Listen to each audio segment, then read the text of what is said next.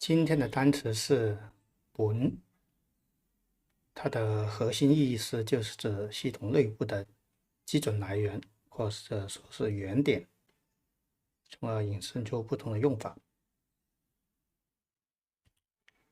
它第一个呢，可以用作量词，就是指内容或信息的载體作為單位。夫人啊，我頭先喺地下執到本書喎。混帳！呢本唐人詩集係邊個嘅？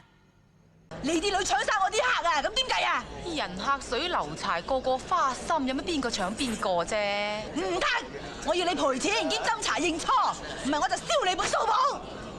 第二個用作代詞，就指向說話人或者所在的組織內部。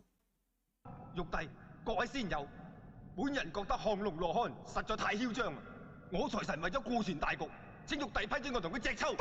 本公司正在昂然進入第9週年，雖然毫無建樹，但亦都屢見奇功。第三個是用作副詞，就指事件或者狀態的初始或者本來設定。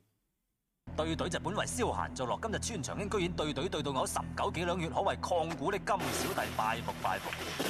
今日本府有戚家13口被殺一案，被督察院發回本院重審，奉聖諭3司會審。